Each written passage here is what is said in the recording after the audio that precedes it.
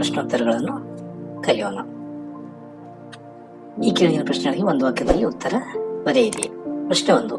ಶೇಷಪ್ಪನವರಿಗೆ ಜೀವನದಲ್ಲಿ ಉತ್ಕಟ ಆಸೆ ಯಾವುದು? ಉತ್ತರ: ಅಶ್ವತ್ಥ ಪ್ರತಿಷ್ಠೆಯಾದ ಮರಕ್ಕೆ ಒಂದು ಕಟ್ಟೆ ಕಟ್ಟಬೇಕೆನ್ನುವುದು ಶೇಷಪ್ಪನವರಿಗೆ ಜೀವನದಲ್ಲಿದ್ದ ಉತ್ಕೃಷ್ಟ ಆಸೆಯಾಗಿತ್ತು. ಪ್ರಶ್ನೆ 2. ಶೇಷಪ್ಪನವರು ಜೀವನೋಪಾಯಕ್ಕೆ ಏನು ಮಾಡುತ್ತಿದ್ದರು? ಉತ್ತರ: ಶೇಷಪ್ಪನವರು ಜೀವನೋಪಾಯಕ್ಕೆ ಭಿಕ್ಷೆ ಬೇಡುತ್ತಿದ್ದರು. ಪ್ರಶ್ನೆ 3.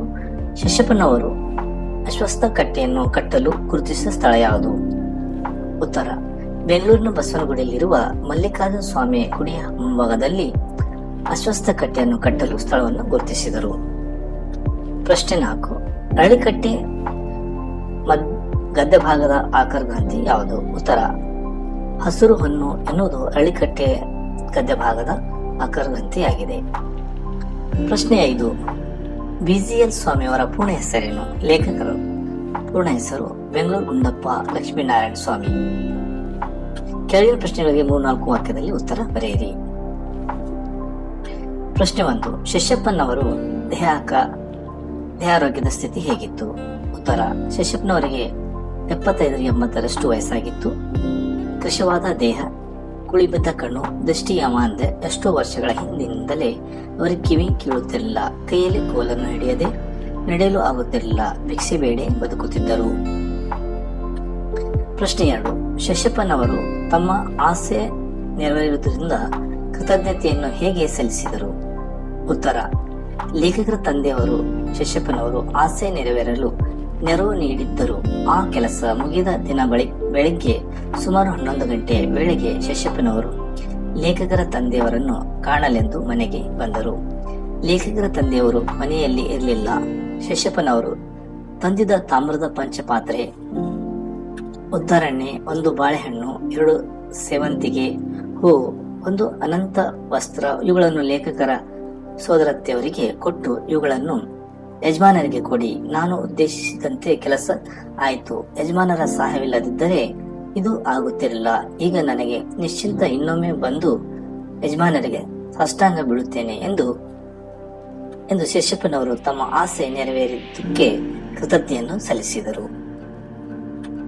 ಪ್ರಶ್ನೆ 3. ಶೇಷಪ್ಪನವರ ಆಸೆಯನ್ನು ಗಮನಿಸಿದ ಲೇಖಕರಿಗೆ ಬಾಲ್ಯದಲ್ಲಿ ಅನಿಸಿದ್ದೇನು? ಉತ್ತರ: ಮುದುಕು ಯಾಚನೆಯಿಂದ ಜನರಿಗೆ ತೊಂದರೆ ಗೂಡಿ ಮಾಡಿ ಮರ ನೆಟ್ಟು ಜಗುಲಿ ಕಟ್ಟಿಸದೆ ಹೋಗಿದ್ದರೆ ಯಾರು ಅಳುತ್ತಿದ್ದರು ಎಂದು ಶೇಷಪ್ಪನವರ ಆಸೆಯನ್ನು ಗಮನಿಸಿದ ಲೇಖಕರಿಗೆ ಬಾಲ್ಯದಲ್ಲಿ ಅನಿಸಿತು. ಪ್ರಶ್ನೆ 4. ಅಶ್ವತ್ಥ ಕಟ್ಟೆ ಜನರಿಗೆ ಹೇಗೆ ಉಪಯುಕ್ತವಾಗಿದೆ? ಉತ್ತರ: ಹಳ್ಳಿಯ ಸಾರ್ವಜನಿಕ ಸಮಾರಂಭಗಳನ್ನು ನಡೆಸಲು ಪಂಚಾಯಿತಿಗಳಿಗೆ ಅದು ಛಾವಣಿಯಂತಾಗಿದೆ. ಮದುವೆ ಮುಂಜಿಗಳಿಗೆ ಕಲ್ಯಾಣ ಮಂಟಪವಾದರೆ ಯಾತ್ರಾರ್ಥಿಗಳಿಗೆ ಉಳಿಯುವ ಛತ್ರವಾಗಿದೆ. ಮಕ್ಕಳ ಆಟ ಓಟ ಪಾಠಗಳಿಗೆ ಹಿರಿಯರ ಗಾಳಿ ಸೇವನೆ ಹಾಗೂ ವಿಚಾರ ವಿನಿಮಯಗೊಳಿಸಿ ಉಳಿದವರ ಬೀದಿ ಮಾತು, ಕಾಡು ಹರಟೆ, ಕಿಟಲೆ ಕೊಡ್ಲೆಗಳಿಗೆ ಅಶ್ವತ್ಥ ಕಟ್ಟೆ ಆಶ್ರಯ ಸ್ಥಾನವಾಗಿದೆ. ಪ್ರಶ್ನೆ 5. ಲೇಖಕರು ಶೇಷಪ್ಪನವರಿಗೆ ಕೃತಜ್ಞತೆ ಅರ್ಪಿಸಿದ್ದು ಏಕೆ? ಉತ್ತರ: ಶೇಷಪ್ಪನವರು 75-80 ವರ್ಷ ವಯಸ್ಸಿನ ಕೃಶದೇಹದ ವೃದ್ಧರು. ದೃಷ್ಟಿ ಮಂದವಾಗಿದ್ದು ಕಿವುಡವರಾಗಿದ್ದರು. ಭಿಕ್ಷೆ ಬೇಡಿ ಜೀವಿಸುತ್ತಿದ್ದರು. ಇಂಥವರು ಅಶ್ವತ್ಥ ಪ್ರತಿಷ್ಠೆ ಆ ಮರಕ್ಕೊಂದು ಕಟ್ಟೆ ಕಟ್ಟಿಸಬೇಕೆಂದು ಉತ್ಕಟ ಆಸೆ ಹೊಂದಿದ್ದರು. ಅದಕ್ಕೆ ಅನೇಕ ಅಡೆತಡೆಗಳನ್ನು ಬಂದರೂ ಹಠ ಹಿಡಿದು ಆ ಕಾರ್ಯವನ್ನು ಮುಗಿಸಿದರು. ಅವರು ಸ್ವಾರ್ಥಕ್ಕಾಗಿ ಆ ಕೆಲಸವನ್ನು ಮಾಡಲಿಲ್ಲ.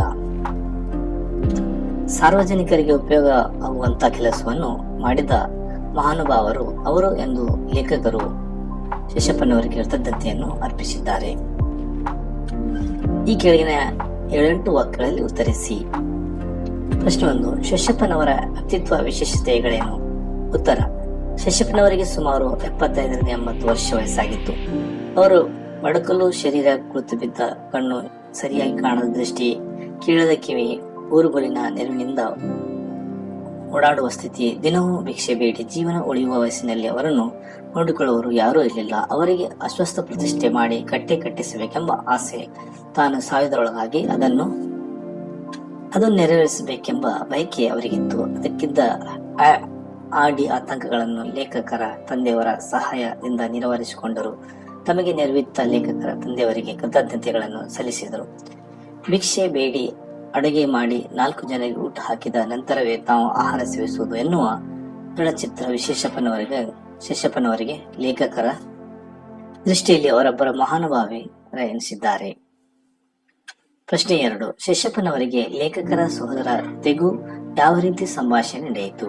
ಉತ್ತರ: ಶೇಷಪ್ಪನವರು ತಾವು ಮಾಡಲು ಬಯಸಿದ್ದ ಅಶ್ವತ್ಥ ವೃಕ್ಷದ ಪ್ರತಿಷ್ಠಾಪನೆಯನ್ನು ಕಾರ್ಯವನ್ನು ಮುಗಿಸಿದರು. ಕೆಲವು ವಸ್ತುಗಳೊಂದಿಗೆ ಲೇಖಕರ ತಂದೆಯವರ ಮನೆಗೆ ಬಂದರು. ಅವರು ಮನೆಯಲ್ಲಿ ಇರಲಿಲ್ಲ. ತಾವು ತಂದ ವಸ್ತುಗಳನ್ನು ಲೇಖಕರ ಸಹೋದರತೆಯವರ ಕೈಯಲ್ಲಿ ಇರಿಸಿ ಅವುಗಳನ್ನು ಯಜಮಾನರಿಗೆ ತಲುಪಿಸಿ, ನಾನು ಉದ್ದೇಶಿಸಿದ ಕಾರ್ಯ ನೆರವೇರಿಸಿತು, ನನ್ನ ಋಣ ತೀರಿತು, ಯಜಮಾನರ ನೆರವಿಲ್ಲದಿದ್ದರೆ ನನಗೆ ಈ ಕೆಲಸ ಮಾಡಲಾಗುತ್ತಿರಲಿಲ್ಲ. ಈಗ ನಿಶ್ಚಿಂತೆಯಾಗಿದೆ, ಯಾವ ಭಯವೂ ಇಲ್ಲ, ಮುಂದೇನು ಎಂದರೂ ನೋಡುತ್ತಿದ್ದೇನೆ, ಇನ್ನೊಮ್ಮೆ ಬಂದು ಯಜಮಾನರಿಗೆ ಸಾಷ್ಟಾಂಗ ಬೀಳುತ್ತೇನೆ ಎಂದು ಹೇಳಿದರು. ಆಗ ಲೇಖಕರ ಸಹೋದರತೆ ಸ್ವಲ್ಪ ಹಾಲನ್ನು ಕುಡಿದು ಹೋಗಿ ಎಂದು ಕೇಳಿಕೊಂಡಾಗ, ಇಲ್ಲಮ್ಮ, 4 ಜನಕ್ಕೆ ಭೋಜನ ಬಡಿಸಬೇಕು, ಅದಾದ ನಂತರವೇ ನನ್ನದು 4-5 ಮನೆಗಳಲ್ಲಿ ಭಿಕ್ಷೆ ಬೇಡಿ ಅಡುಗೆ ಮಾಡಬೇಕು, ಊಟಕ್ಕೆ ಬರುವವರನ್ನು ಕಾಯಿಸಬಾರದು ಎಂದು ಶೇಷಪ್ಪನವರು ಉತ್ತರಿಸಿದರು. ಅಕ್ಕಿ ಬೇಳೆ ಸಾಮಗ್ರಿಗಳನ್ನು ನಮ್ಮ ಮನೆಯಿಂದ ಕೊಡುತ್ತೇನೆ ಎಂದು ಲೇಖಕರ ಸಹೋದರತೆ ತಿಳಿಸಿದರು. ಸಂದರ್ಭದೊಡನೆ ಈ ಸ್ವಾರಸ್ಯವನ್ನು ವಿವರಿಸಿ. ಸಂದರ್ಭ 1. ಇವುಗಳನ್ನು ಯಜಮಾನರಿಗೆ ತಲುಪಿಸಬೇಡಿ. ವಿಜಿಎಲ್ ಸ್ವಾಮಿಯವರ ಹೆಸರು ಹೊನ್ನು ಕೃತಿಯಿಂದ ಆಯ್ದ ಅಳಿಕಟ್ಟೆ ಎಂಬ ಪಾಠದಿಂದ ಈ ಸಾಲನ್ನು ಆರಿಸಲಾಗಿದೆ. ಲೇಖಕರ ಸಹೋದರತೆಗೆ ಶೇಷಪ್ಪ ಹೀಗೆ ಹೇಳಿದ್ದಾರೆ: ಶೇಷಪ್ಪ ಅಶ್ವತ್ಥ ವೃಕ್ಷದ ಪ್ರತಿಷ್ಠೆಯನ್ನು ಮುಗಿಸಿ ಲೇಖಕರ ಮನೆಗೆ ಕೆಲವು ವಸ್ತುಗಳೊಡನೆ ಬರುತ್ತಾರೆ. ಅಲ್ಲಿ ಲೇಖಕರ ತಂದೆ ಇರುವುದಿಲ್ಲ. ಆಗ ಲೇಖಕರ ಸಹೋದರತೆ ಆ ವಸ್ತುಗಳನ್ನು ಕೊಟ್ಟು ಅವನನ್ನು ಯಜಮಾನರಿಗೆ ಒಪ್ಪಿಸುವಂತೆ ಕೇಳಿಕೊಳ್ಳುತ್ತಾರೆ. ಯಜಮಾನರ ಸಹಾಯವಿಲ್ಲದಿದ್ದರೆ ತಾನು ನಿಶ್ಚಯಿಸಿದ ಕೆಲಸವಾಗುತ್ತಿರಲಿಲ್ಲ. ತಾನು ಋಣದೊಂದಿಗೆ ಸಾಯಬೇಕಾಗುತ್ತಿತ್ತು. ಆಗ ಕಾರ್ಯ ಸಾಧನೆಯಾಗಿದೆ. ತನಗೀಗ ನಿಶ್ಚಿಂತ, ನಾನೀಗ ನೆರವು ನೀಡಿದವರಿಗೆ ತಾನು ಕೃತಜ್ಞನಾಗಿದ್ದೇನೆ ಎನ್ನುವುದನ್ನು ಶೇಷಪ್ಪ ತಮ್ಮ ವರ್ತನೆ ಮತ್ತು ಮಾತುಗಳ ಮೂಲಕ ವ್ಯಕ್ತಪಡಿಸಿದ್ದಾರೆ. ಸಂದರ್ಭ 2. ಒಂದಿಷ್ಟು ಹಾಲು ಕುಡಿದು ಹೋಗಬೇಕು. ಉತ್ತರ: ವಿಜಿಎಲ್ ಸ್ವಾಮಿಯವರ ಕೃತಿಯ ಹಸುರು ಹೊನ್ನು ಅಳಿಕಟ್ಟೆ ಎಂಬ ಪಾಠದಿಂದ ಈ ಸಾಲನ್ನು ಆಯ್ಕೆ ಮಾಡಿಕೊಳ್ಳಲಾಗಿದೆ. ಲೇಖಕರ ಸಹೋದರತೆಯವರು ಶೇಷಪ್ಪನವರಿಗೆ ಹೀಗೆ ಹೇಳಿದ್ದಾರೆ: ಅಶ್ವತ್ಥ ಪ್ರತಿಷ್ಠೆಯನ್ನು ಮುಗಿಸಿದ ಶೇಷಪ್ಪ ಕೆಲವು ವಸ್ತುಗಳೊಡನೆ ಲೇಖಕರ ಮನೆಗೆ ಬರುತ್ತಾರೆ. ಆಗ ಅಲ್ಲಿ ಲೇಖಕರು ತಂದೆಯವರು ಇರುವುದಿಲ್ಲ. ಶೇಷಪ್ಪ ತಾನು ಬಂದ ವಸ್ತುಗಳನ್ನು ಲೇಖಕರ ಸಹೋದರತೆಯವರ ಕೈಗೆ ಕೊಟ್ಟು ಯಜಮಾನರಿಗೆ ಒಪ್ಪಿಸುವಂತೆ ಕೇಳಿಕೊಂಡರು. ಕೃತಜ್ಞತೆಗಳನ್ನು ಸಲ್ಲಿಸಿ ಅಲ್ಲಿಂದ ಹೊರಡಲು ಸಿದ್ಧರಾಗುತ್ತಾರೆ. ಆಗ ಲೇಖಕರ ಸಹೋದರತೆ ಶೇಷಪ್ಪನವರಿಗೆ ಮೇಲಿನಂತೆ ಹೀಗೆ ಹೇಳುತ್ತಾರೆ: ಮನೆಗೆ ಬಂದವರನ್ನು ಆದರಿಸುವ ಮನೋಭಾವನೆಯನ್ನು ಇಲ್ಲಿ ಕಾಣಬಹುದಾಗಿದೆ. ಸಂದರ್ಭ 3. ಅಕ್ಕಿ ಬೇಳೆ ಸಾಮಗ್ರಿಗಳನ್ನು ನಮ್ಮ ಮನೆಯಿಂದಲೇ ಕೊಡುತ್ತೇನೆ. ಉತ್ತರ: ಬಿಜಿಎಲ್ ಸ್ವಾಮಿಯವರು ಬರೆದ ಹಸುರು ಹೊನ್ನು ಪುಸ್ತಕದ ಭಾಗದ ಅಳಿಕಟ್ಟೆ ಎಂಬ ಪಾಠದಿಂದ ಈ ವಾಕ್ಯವನ್ನು ಎತ್ತಿಕೊಳ್ಳಲಾಗಿದೆ. ಲೇಖಕರ ಸಹೋದರತೆಯವರು ಶೇಷಪ್ಪನವರಿಗೆ ಹೇಳಿದ ಮಾತುಗಳಾಗಿವೆ. ಲೇಖಕರ ಸಹೋದರತೆಯವರು ಶೇಷಪ್ಪನವರಿಗೆ ಒಂದಿಷ್ಟು ಹಾಲು ಕುಡಿದು ಹೋಗಿ ಎಂದಾಗ 4 ಜನರಿಗೆ ಊಟ ಹಾಕಿದ ನಂತರವೇ ತಾವು ಆಹಾರ ಸೇವಿಸುವುದು. ಈಗ 4 ಮನೆಗಳಲ್ಲಿ ಭಿಕ್ಷೆ ಬೇಡಿ ಅಡುಗೆ ಮಾಡಿ ಊಟ ಹಾಕಬೇಕು, ಹಸಿದು ಬಂದವರನ್ನು ಕಾಯಿಸಬಾರದು ಎನ್ನುತ್ತಾರೆ. ಆಗ ಲೇಖಕರ ಸಹೋದರತೆಯವರು ಭಿಕ್ಷೆ ಬಿಡುವುದಕ್ಕೆ ಅಡುಗೆಗೆ ಬೇಕಾದ ಸಾಮಗ್ರಿಗಳನ್ನು ನಮ್ಮ ಮನೆಯಿಂದಲೇ ಕೊಡುತ್ತೇನೆ ಎನ್ನುತ್ತಾರೆ. ಔದಾರ್ಯ ಹಾಗೂ ಸ್ತ್ರೀಯರಿಗೆ ಇದ್ದ ಸ್ವಾತಂತ್ರ್ಯ ಇಲ್ಲಿ ವ್ಯಕ್ತವಾಗಿದೆ. ಸಂದರ್ಭ 4. ಅಶ್ವತ್ಥ ಬರಿಯ ಮರವಲ್ಲ. ಉತ್ತರ: ಬಿಜಿಎಲ್ ಸ್ವಾಮಿಯವರ ಹಸುರು ಹೊನ್ನು ಗ್ರಂಥದ ಭಾಗದ ಅಳಿಕಟ್ಟೆ ಎಂಬ ಪಾಠದಿಂದ ಈ ಸಾಲನ್ನು ಆರಿಸಿಕೊಳ್ಳಲಾಗಿದೆ. ಇದು ಅಶ್ವತ್ಥ ವೃಕ್ಷದ ಬಗೆಗೆ ಲೇಖಕರ ಅಭಿಪ್ರಾಯವಾಗಿದೆ. ಅಶ್ವತ್ಥ ಮರ ಮತ್ತು ಅದರ ಕಟ್ಟೆ ಜನಜೀವನದಲ್ಲಿ ಸರಿ ಹೋಗಿವೆ. ಸಾರ್ವಜನಿಕ ಸಮಾರಂಭಗಳಿಗೆ, ಪಂಚಾಯಿತಿಗಳಿಗೆ ಅದು ಆಶ್ರಯಾಗಿದೆ. ಮದುವೆ ಸಮುಂಜಿಗಳಿಗೆ ಕಲ್ಯಾಣ ಮಂದಿರವಾದರೆ, ಪ್ರವಾಸಿಗಳಿಗೆ ಛತ್ರ, ಮಕ್ಕಳಿಗೆ ಆಟ ಪಾಠಗಳ ಜಾಗ, ಬೀದಿ ಮಾತು, ಕಾಡು ಹರಟೆ, ಕೊಟ್ಲೆಗಳಿಗೆ ಅಶ್ವತ್ಥ ಕಟ್ಟೆ ನೆಲೆಯಾಗಿದೆ ಎಂದು ಲೇಖಕರ ಅಳಿಕಟ್ಟೆಯ ಮಹತ್ವವನ್ನು ವಿವರಿಸಿದ್ದಾರೆ. ಭಾಷಾಭ್ಯಾಸ. ಈ ಸಂಸ್ಕೃತ ಪದಗಳಿಗೆ ತದ್ಭವ ರೂಪಗಳನ್ನು ಬರೆಯಿರಿ. ನಿತ್ಯ, ಕಾರ್ಯ, ಸ್ಥಾನ, ವಿಷಯ. ನಿತ್ಯ ನಿಚ್ಚ, ಕಾರ್ಯ ಕಚ್ಚ, ಹಸ್ತ ಸಂತೆ, ಸ್ಥಾನ ತಾಣ, ರಕ್ತ ರಕುತ, ಭಿಕ್ಷೆ ಬಿಕ್ಕೆ. ಪದಗಳ ವಿರುದ್ಧಾರ್ಥ ಪದಗಳ ರೂಪಗಳನ್ನು ಬರೆಯಿರಿ. ಇಳಿ ಹೊತ್ತು ಏರು, ಆಸೆ ನಿರಾಸೆ, ಕೃತಜ್ಞತೆ ಕೃತಜ್ಞತೆ, ಭಾರ ಹಗುರ, ಭಯ ನಿರ್ಭಯ, ನಿಶ್ಚಿತ ಚಿಂತೆ. ಕೆಳಗೆ ನೀಡಿರುವ ಪದಗಳನ್ನು ಬಳಸಿ ಮಾದರಿಯಂತೆ ವಿಭಿನ್ನ ಪದಗಳನ್ನು ವಾಕ್ಯಗಳನ್ನು ರಚಿಸಿ. ಮಾದರಿ: ಪ್ರತಿಷ್ಠೆ. ಚುನಾವಣೆಯ 2 ಪಕ್ಷಗಳಿಗೆ ಪ್ರತಿಷ್ಠೆ ವಿಷಯವಾಗಿದೆ. ನಮ್ಮ ಗ್ರಾಮದಲ್ಲಿ ಶಿವಲಿಂಗ ಪ್ರತಿಷ್ಠೆಯಾಗಿದೆ. ತೊರೆ, ಮಡಿ, ಕಳೆ, ತಂದೆ, ಮುಗಿ. ತೊರೆ: ಮಳೆ ಸುರಿದಾಗ ತೊರೆಗಳು ತುಂಬಿ ಹರಿಯುತ್ತವೆ. ವಿಭೀಷಣನು ರಾಮನ ಪಕ್ಷವನ್ನು ತೊರೆದನು. ಮಡಿ: ಸುನಾಮಿಯಿಂದ 100 ಜನರು ಮಡಿದರು. ಹರಿವೆ ಮಡಿಯಲ್ಲಿ ಬೀಜವನ್ನು ಹಾಕಬೇಕು. ಮಡಿ ಮಡಿಯೆಂದು ಅಡಿಗೆ ಏಕೆ ಹಾರುವೆ? ಕಳೆ: ಶಾಲೆಯಲ್ಲಿ ಪುಸ್ತಕ ಕಳೆದು ಹೋಯಿತು. ಶುಕ್ಲ ಪಕ್ಷದಲ್ಲಿ ಚಂದ್ರನ ಕಳೆ ಹೆಚ್ಚಾಯಿತು ಹೋಗುತ್ತದೆ. ತಂದೆ: ನಾನು ಪುಸ್ತಕವನ್ನು ಅಂಗಡಿಯಿಂದ ತಂದೆ. ನನ್ನ ತಂದೆ ಬೆಂಗಳೂರಿಗೆ ಹೋಗಿದ್ದಾರೆ. ಮುಗಿ: ನಿನಗೆ ಪರೀಕ್ಷೆ ಮುಗಿಯಿತು. ಹಿರಿಯರಿಗೆ ಕೈ ಮುಗಿ. ಈ ಕೆಳಗಿನ ಪದಗಳನ್ನು ಬಿಡಿಸಿ ಸಂಧಿ ಬರೆಯಿರಿ. ಮನೆಗೆ ಪ್ಲಸ್ ಒಬ್ಬ, ಮನೆಗೊಬ್ಬ, ಲೋಪಸಂಧಿ. ಕಿವಿ ಪ್ಲಸ್ ಅಂತು, ಕಿವಿಯಂತು, ಆಗಮ ಸಂಧಿ. ಭಿಕ್ಷೆ ಪ್ಲಸ್ ಇಂದ, ಭಿಕ್ಷೆಯಿಂದ, ಆಗಮ ಸಂಧಿ. ಮರ ಪ್ಲಸ್ ಒಂದು, ಮರಕ್ಕೊಂದು, ಲೋಪಸಂಧಿ. ಇದು ಪ್ಲಸ್ ಏಕೆ, ಇದೇಕೆ, ಲೋಪಸಂಧಿ. ಸೈದ್ಧಾಂತಿಕ ವ್ಯಾಕರಣ: ದೇಶೀಯ ಅನ್ದೇಶೀಯ ಪದಗಳನ್ನು ಒಂದು ಭಾಷೆಯ ಜನರ ಬೇರೊಂದು ಭಾಷೆಯ ಜನರೊಂದಿಗೆ ವಿವರಿಸಿದಾಗ ಬಳಸುವ ಭಾಷೆಯನ್ನು ಶಬ್ದಗಳ ಸಹ ಪರಸ್ಪರ ವರ್ಗಾವಣೆ ಆಗುತ್ತವೆ. ಹೀಗೆ ಒಂದು ಭಾಷೆಯಲ್ಲಿ ಹಲವು ಭಾಷೆಗಳು ಶಬ್ದಗಳು ಸೇರಬಹುದು. ನಮ್ಮ ಕನ್ನಡ ಭಾಷೆಯಲ್ಲಿ ಸಂಸ್ಕೃತ, ಇಂಗ್ಲಿಷ್, ಹಿಂದಿ, ಪೋರ್ಚುಗೀಸ್, ಪಾರ್ಸಿ, ಉರ್ದು, ಸಂಸ್ಕೃತ ಇತ್ಯಾದಿ ಭಾಷೆಯ ಶಬ್ದಗಳು ಆಯಾ ಕಾಲದ ಜನರ ಸಂಪರ್ಕದೊಂದಿಗೆ ಬೆರೆತುಕೊಂಡಿದೆ. ಉದಾಹರಣೆಗೆ, ಮೋಟಾರುಗಳಲ್ಲಿ ಜಬರ್ದಸ್ತಿನಿಂದ ಓಡಾಡುವುದು ಜೀವನ, ಮುಖ್ಯ ಗುರಿ ಇಲ್ಲವೆಂದು ನಾವು ತಿಳಿಯಬೇಕು. ಈ ವಾಕ್ಯದಲ್ಲಿ ಮೋಟಾರು ಇಂಗ್ಲಿಷ್ ಭಾಷೆ ಶಬ್ದ, ಜಬರ್ದಸ್ತ್ ಹಿಂದಿ ಭಾಷೆ ಶಬ್ದ, ಜೀವನ ಮುಖ್ಯ ಸಂಸ್ಕೃತ ಭಾಷೆ ಶಬ್ದ, ಓಡಾಡುವ ಗುರಿ ನಾವು ತಿಳಿಯಬೇಕು ಕನ್ನಡ ಶಬ್ದ ಭಾಷೆ. ಹೀಗೆ ನಾವು ಮಾತನಾಡುವ ಕನ್ನಡ ಭಾಷೆಯಲ್ಲಿ ಬೇರೆ ಬೇರೆ ಭಾಷೆಗಳನ್ನು ಪದಗಳ ಬರೆದು ಇವುಗಳಲ್ಲಿ ಕನ್ನಡ ಪದಗಳನ್ನು ಯಾವುದು ಬೇರೆ ಭಾಷೆ ಪದಗಳ ಯಾವುದು ಎಂಬುದನ್ನು ಗುರುತಿಸಬಹುದು ಸಾಧ್ಯವಾಗುತ್ತದೆ. ಚಿರಪರಿಚಿತವಾದ ಭಾಷೆಯ ತಿಳುವಳಿಕೆಯ ದೃಷ್ಟಿಯಿಂದ ಅಚ್ಚ ಕನ್ನಡ ಶಬ್ದಗಳನ್ನು ದೇಶ ಶಬ್ದಗಳನ್ನು ಎನ್ನುತ್ತೇವೆ. ಉಳಿದವುಗಳನ್ನು ಅನ್ಯ ದೇಶ ಶಬ್ದಗಳನ್ನು ಎನ್ನುತ್ತೇವೆ.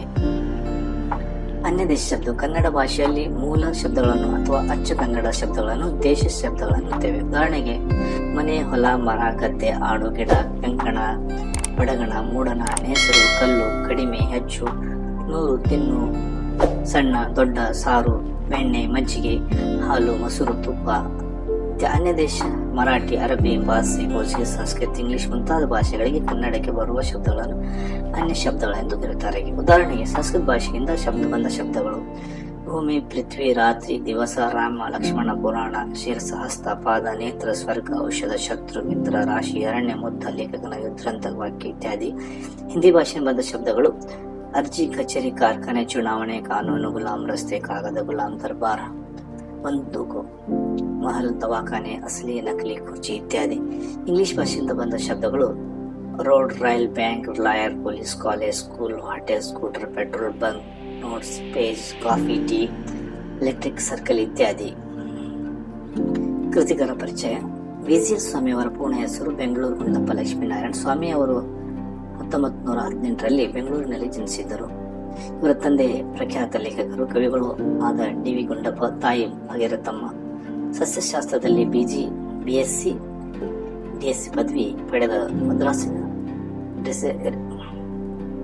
ರೆಸಿಡೆನ್ಸಿ ಕಾಲೇಜಿನಲ್ಲಿ ಮುಖ್ಯ ಪ್ರಾಧ್ಯಾಪಕರು, ಪ್ರಿನ್ಸಿಪಾಲರು ಆಗಿ ಸೇವೆ ಸಲ್ಲಿಸಿದರು. ವಿಜ್ಞಾನ ಸಾಹಿತ್ಯದ ಪ್ರಮುಖ ಲೇಖಕರು ಎಂಬ ಕೀರ್ತಿ ಇವರದು. ಇವರ ಪ್ರಮುಖ ಕೃತಿಗಳು ದೌರ್ಬಂಧಿಕಾಪರಣ, ಶಾಸನಗಳೆಲ್ಲ ಗಿಡ ಮರಗಳು, ನಮ್ಮ ಹೊಟ್ಟೆಯಲ್ಲಿ, ದಕ್ಷಿಣ ಅಮೆರಿಕ, ಹಸುರು ಹೊನ್ನು, ಪಂಚಕಲಶ, ಗೋಪುರ, ಕಾಲೇಜು ರಂಗ, ಕಾಲೇಜು ತರಂಗ, ತಮಿಳು ತಲೆಗಳ ನಡುವೆ ಇತ್ಯಾದಿ. ಇವರಿಗೆ ರಾಜ್ಯ ಸಾಹಿತ್ಯ ಅಕಾಡೆಮಿ ಪ್ರಶಸ್ತಿ, ಕೇಂದ್ರ ಸಾಹಿತ್ಯ ಅಕಾಡೆಮಿ ಪ್ರಶಸ್ತಿಗಳು ದೊರಕಿವೆ. ಇವರು 1980ರಲ್ಲಿ ಮರಣ ಹೊಂದಿದ್ದರು. ಕಳಿಕಟ್ಟಿಗದ್ದ ಭಾಗದ ಬಿಜಿಎಸ್ ಸ್ವಾಮಿ ಅವರು ಹಸುರು ಹೊನ್ನು ಕೃತಿಯಿಂದ ಆರಿಸಲಾಗಿದೆ. ಈ ಪಾಠದ ಸಾರಾಂಶ: ಲೇಖಕರು ಚಿಕ್ಕರಿರುವಾಗ ಅವರ ಮನೆಗೆ ಸುಮಾರು 70-85 ಪ್ರಾಯದ ಮುದುಕರೊಬ್ಬರು ಬರುತ್ತಿದ್ದರು. ಸೋತ ಬಡುಕಲು, ಶರೀರ ಉಳಿಬಿದ್ದ, ಕಣ್ಣು ದೃಷ್ಟಿ ಮಾಂದ್ಯಕ್ಕಿಯುಳು ತನ್ನ ಊರುಗೋಲಿ ಇಲ್ಲದೆ ಎಳೆಯಲಾರದ ಸ್ಥಿತಿ ಇವುಗಳ ಲಕ್ಷಣಗಳಾಗಿದ್ದವು. ಅವರನ್ನು ನೋಡಿಕೊಳ್ಳುವರು ಯಾರೂ ಇರಲಿಲ್ಲ. ಭಿಕ್ಷೆ ಬೇಡಿ ಬದುಕುತ್ತಿದ್ದರು. ಶಿಷ್ಯಕನು ಎಂದು ಅವರನ್ನು ಕರೆಯುತ್ತಿದ್ದರು. ಅಸ್ವಸ್ಥ ಪ್ರತಿಷ್ಠೆ ಮಾಡಿ ಅದಕ್ಕೆ ಕಟ್ಟೆ ಕಟ್ಟಬೇಕೆಂಬ ಆಸೆ ಅವರದು. ತಾನು ಸಾಯುವುದರೊಳಗೆ ಅದನ್ನು ನೆರವೇರಿಸಬೇಕೆಂದು ಅವರ ಆಶಿಸಿದರು. ಬೆಂಗಳೂರಿನ ಬಸವನಗುಡಿಯಲ್ಲಿ ಇರುವ ಮಲ್ಲಿಕಾರ್ಜುನ ಸ್ವಾಮಿಯ ಗುಡಿಯ ಮುಂದೆ ಈ ಕಾರ್ಯವನ್ನು ಮಾಡಬೇಕೆಂದು ಅವರು ನಿರ್ಧರಿಸಿದರು. ಆ ಸ್ಥಳ ಸರ್ಕಾರ ಕಾರ್ಪೊರೇಷನ್ನಲ್ಲಿ ಸೇರಿತ್ತು. ಕಟ್ಟೆ ಕಟ್ಟುವುದಕ್ಕೆ ಆ ಸಂಸ್ಥೆಗಳು ತಕರಾರು ಮಾಡಿ ಮುದುಕರ ಪ್ರಯತ್ನಕ್ಕೆ ಅಡ್ಡಿ ಹೊಡೆದರು. ಆ ವಿಚಾರವಾಗಿ ಮಾತನಾಡಲು ಅವರು ಲೇಖಕರ ತಂದೆ ಬಳಿಗೆ ಬರುತ್ತಿದ್ದರು. ಅಂತೂ ಕೊನೆ ಒಂದು ದಿನ ತೊಂದರೆ ನಿವಾರಣೆಯಾಯಿತು. ಒಳ್ಳೆಯ ದಿನದಲ್ಲಿ ಅವರ ಸಂಕಲ್ಪ ಪೂರೈಸಿತು. ಒಂದಿನ ಬೆಳಗ್ಗೆ 11 ಗಂಟೆಗೆ ವೇಳೆ ಆ ಮುದುಕರು ಲೇಖಕರ ಮನೆಗೆ ಬಂದರು. ಲೇಖಕರ ತಂದೆಯವರು ಮನೆಯಲ್ಲಿ ಇರಲಿಲ್ಲ. ಅವರು ತಂದಿದ್ದ ತಾಮ್ರದ ಪಂಚಪಾತ್ರೆ, ಉದಾಹರಣೆಗೆ 1 ಬಾಳೆಹಣ್ಣು, 2 ಸೇವಂತಿ ಹಾಗೂ 1 ಅನಂತ ವಸ್ತ್ರಗಳನ್ನು ಲೇಖಕರ ಸೋದರತ್ತೆಯವರಿಗೆ ಕೊಟ್ಟರು. ಇವುಗಳನ್ನು ಯಜಮಾನರಿಗೆ ತಲುಪಿಸಿ ತನ್ನ ಉದ್ದೇಶಕ್ಕೆ ತಕ್ಕ ಹಾಗೆ ಕೆಲಸ ಆಯಿತು. ತನ್ನ ಋಣ ತೀರಿತು. ಯಜಮಾನರಿಗೆ ಸಹಾಯವಿಲ್ಲದಿದ್ದರೆ ನಾನು ಋಣ ಈ ನೊಂದಿಗೆ ಸಾಯಬೇಕಾಗುತ್ತಿತ್ತು. ಈಗ ನನಗೆ ಯಾವ ಭಯವೂ ಇಲ್ಲ. ನಿಶ್ಚಿತೆಯಿಂದ ಮುಂದನ್ನು ನೆನೆಸುತ್ತಿದ್ದೇನೆ. ಇನ್ನೊಮ್ಮೆ ಬಂದು ಯಜಮಾನರಿಗೆ ನಮಸ್ಕಾರ ಮಾಡುತ್ತೇನೆ. ದಯವಿಟ್ಟು ಅವರಿಗೆ ಹೇಳಿ ಎಂದು ಹೇಳಿ ಹೊರಡಲು ಸಿದ್ಧರಾದರು. ಲೇಖಕರ ಸೋದರತ್ತೆಯವರು ಹಾಲು ಕುಡಿದು ಹೋಗಿ ಎಂದಾಗ, ಇಲ್ಲಮ್ಮ, 4 ಜನರಿಗೆ ಊಟ ಹಾಕಬೇಕು. ಅದಾದ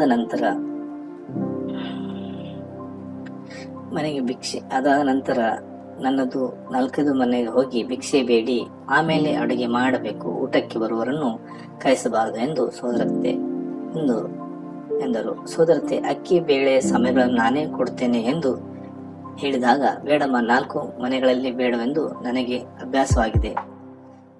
4 ಮನೆಗಳಲ್ಲಿ ಬೇಡುವುದು ಅಭ್ಯಾಸವಾಗಿದೆ. ಅದನ್ನು ಏಕೆ ತಪ್ಪಿಸಲಿ ಎಂದು ಹೇಳಿ ಹೊರಟು ಹೋದರು. ಆಗ ಎಳೆ ವಯಸ್ಸಿನವರಾಗಿದ್ದ ಲೇಖಕರಿಗೆ ಈ ಮುದುಕ ಬೇಡಿ ಕಾಡಿ ಮರ ನೆಟ್ಟು ಜಗಲಿ ಕಟ್ಟಿಸದೇ ಇದ್ದರೆ ಯಾರು ಅರಳುತ್ತಿದ್ದ ಎನಿಸುತ್ತಿತ್ತು. ಕಾಲ ಕಳೆದಂತೆ, ಅನುಭವ ಕಳೆದಂತೆ ಅಂತವರ ಕೆಲಸದ ಮಹತ್ವದ ಅರಿವಾಯಿತು. ಶಿಕ್ಷಕರು ಅಂತವರನ್ನು ಈ ಮಹಾನುಭಾವರೆಂದು ಭಾವಿಸಿದರು. ಅಂತವರಿಗೆ ಮಣಿದರು, ಕೃತಜ್ಞತೆಗಳನ್ನು ಅರ್ಪಿಸಿದರು. ಅಂತವರು ತಮ್ಮ ಜೀವಾವಧಿಯಲ್ಲಿ ಒಂದು ಸದುದ್ದೇಶ ತೆರೆದುಕೊಂಡು ಅದನ್ನು ಋಣ ತೀರಿಸುವ ಕರ್ತವ್ಯವನ್ನು ಯೋಚಿಸಿ ಇತ್ಯಾದಿ ಪ್ರಯತ್ನಿಸಿ ಸಫಲರಾಗುತ್ತಾರೆ. ಇವರು ಲೇಖಕರ ದೃಷ್ಟಿಯಲ್ಲಿ ಮಹಾನುಭಾವವಾಗಿದ್ದರು, ಜನಿಸಿದರು. ಅಂತವರು ಸತತ ಪ್ರಯತ್ನದಿಂದ ಬೀದಿಗೊಂದು ಹಳ್ಳಿಗೊಂದು ಅಶ್ವಸ್ಥ ಕಟ್ಟೆಗಳಿರುವಂತಾಗಿದೆ. ಅಶ್ವಸ್ಥ ಮರ ಮತ್ತು ಕಟ್ಟೆಗಳು ಬಹುಕಾಲದಿಂದ ಜನಜೀವನದಲ್ಲಿ ಒಂದಾಗಿವೆ. ಹಳ್ಳಿಯ ಸಾರ್ವಜನಿಕ ಸಮಾರಂಭ ಅಶ್ವಸ್ಥ ಮರದ ಅಡಿಯಲ್ಲಿ ನಡೆಯುತ್ತವೆ. ಪಂಚಾಯಿತಿಗಳಿಗೆ ಅಶ್ವಸ್ಥ ಮರ ಛಾವಣಿಯಾದರೆ ಅದರ ಕಟ್ಟೆ ನೆಲಹಾಸಾಗುತ್ತದೆ. ಮದುವೆ ಮಂಜುಗಳಿಗೆ ಅದು ಕಲ್ಯಾಣ ಮಂಟಪವಾದರೆ ಯಾತ್ರಾರ್ಥಿಗಳಿಗೆ ಅದು ಮಕ್ಕಳ ಆಟ ಓಟ ಪಾಠಗಳಿಗೆ ರಕ್ಷಣೆ, ಹಿರಿಯರ ಗಾಳಿ ಸೇವನೆ, ವಿಚಾರ ನಿಯಮಗಳಿಗೆ ಆಸರೆ, ಬೀದಿ ಮಾತು, ಕಾಡು ಹರಟೆ. ಈ ಪಾಠದಲ್ಲಿ ಬರುವ ಪದಗಳ ಅರ್ಥ: ಆದರ, ಪ್ರೀತಿ, ಉದ್ಧರಣೆ, ತೀರ್ಥದ ಸಣ್ಣ, ಚಮಚ, ಕಾಫು, ಕಾಯುವಿಕೆ, ಕಾವಲು, ರಕ್ಷಣೆ, ಬಡಕಲು, ಅಶಕ್ತ ಪ್ರತಿಷ್ಠೆ, ಸ್ಥಾಪನೆ, ಛತ್ರ, ಸಾಷ್ಟಾಂಗ ಬೀಳು, ದೀರ್ಘದಂಡ, ನಮಸ್ಕಾರ ಮಾಡು, ಉತ್ಕಟ, ಪ್ರಬಲ ಉದ್ಯಮಿ, ಕೆಲಸದಲ್ಲಿ ತೊಡಗಿದು ಪ್ರಯತ್ನಿಸಿತು, ಉತ್ಕಟ, ಪ್ರಬಲ,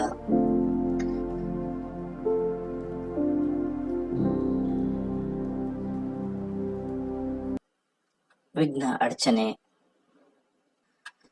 ಥ್ಯಾಂಕ್ ಯು ಫಾರ್